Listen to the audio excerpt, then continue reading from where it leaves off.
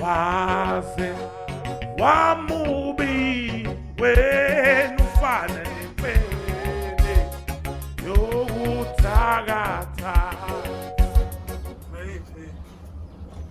Yenza umsebenzini namanje ebhabhalazi kanje. Umile mina. Ungeke futhi. Angiphe u2 crores Black Label. Ngiyabona ukuthi awudayisa upheli. Awudayisa upheli. Yo. So look kwakho kuyasebenza. Awudayisa upheli. Into yaziyo ukubeka oqwele. Thina ke siphethe ibhabhalazi thina siphuzeni ke thina ngoba ngeke siwaphuze la maships. Kufanele ngiphuze 5 mina. Wambona umuntu ephethwe ibhabhalazi ephuze 5. Yabo nje wena ungalingi ibhizinisi ngobusinessman ngoba ibhizinisi awulazi. Customers always right and mina ngifuna ubhiya. Uma udayisa ubhiya awulona ibhizinisi vala lento yakho.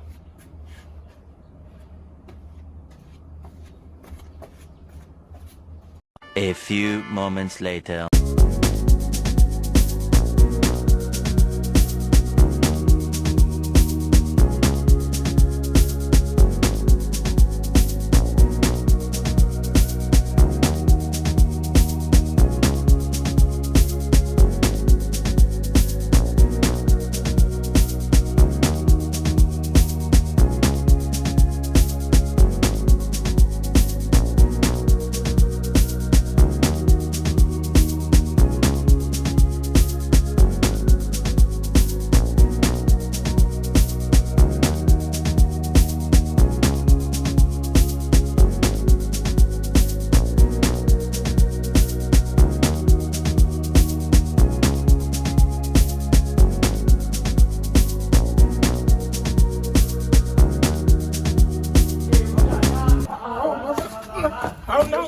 Angibusha kuhlunga njena. Ngiyamazi kami lo sisograduate la ekhaya. Uba la. Hawu Kwaba kona la. kanti awukhona umcimbi la ekhaya. Awukho. Ufunani wena? Phawuphi yongani uthathe bafetha Ngifuzile ngimphuzise. endini ubhiya. Uyini efinayo? Sutshengelayo endini. Ubhiya. Ini efinayo wena ke. Hamba.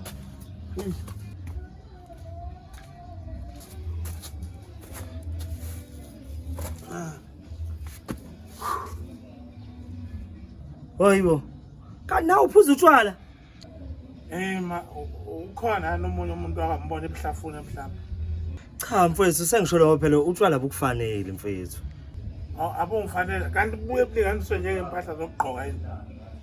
Sengisho lo mfowethu ukuthi wena uyabona mangibuka ubuso bakho bafo.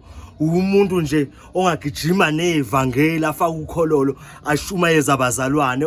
Wena ngathi kwakufanele ube umfundisi wena. Umfundisi ophuzayo ngithi. Hayi mfowethu yakela. Hayikho namuntu engingayenza kuwena kuyabheda. Lalela-ke ungazwana kubona mina besibona isibotho yeso. Umuntu uyaba nje isibotho noma ephuza bona labo ofanta orange laba enibaphuzayo. Wena hlukane nami phansi hamba othenga into ezele le store. Thenga lapha. Leave me down ngike phansi.